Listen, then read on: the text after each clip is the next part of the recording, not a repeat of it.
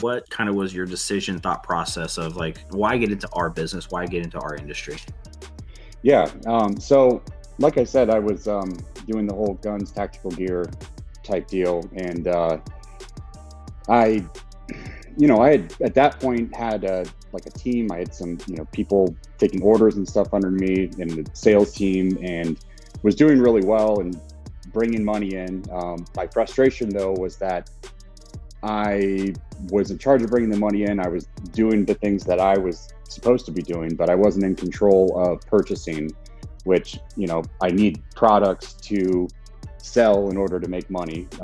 And so it was a realization of that. And then also too, when you are working for different businesses sometimes and you are 100% commission, sometimes you can make more than your boss does. And then you start getting little comments of like how much you make and this and that. And I just could kind of see the writing on the wall that my future and my potential was always going to be limited working for someone else. Mm-hmm.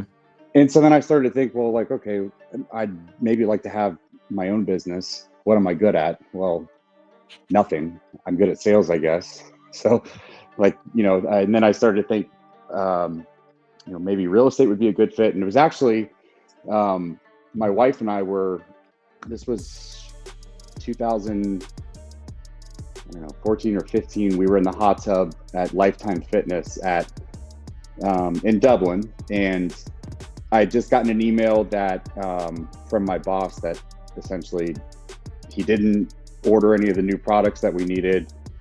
Basically, we were going to be dry on inventory for about 3 to 4 weeks. And then, so I basically had like nothing to do that coming week. And it was like a Saturday afternoon. My wife starts looking up. She's like, well, we talked about real estate before. Like, what if you looked into something like that? And then she gets on her phone and sees that I could start classes full time on Monday morning at Hondros. So I literally emailed my boss and I said, hey, I'm not coming in, and I quit. And I enrolled full time that Monday at Hondros and took the classes, took my test, and never looked back, basically. And you said that was 2014, 2015? That was, I guess, 2015. So okay. I got I finished the classes, like this was in, I want to say August or July, and then finished the classes like in August. Took my test in probably the first week of September, first or second week, and then got licensed. Didn't know what to do for a few months.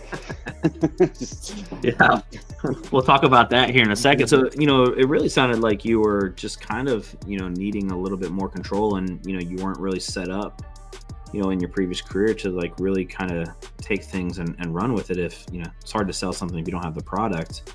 And that's it's one of the things I always tell every single agent. Like, if you believe in yourself, that you can, you have the work ethic, that you're going to be consistent, that you have some discipline, real estate is going to be an amazing career for you, right? Absolutely. If you believe in all of those things.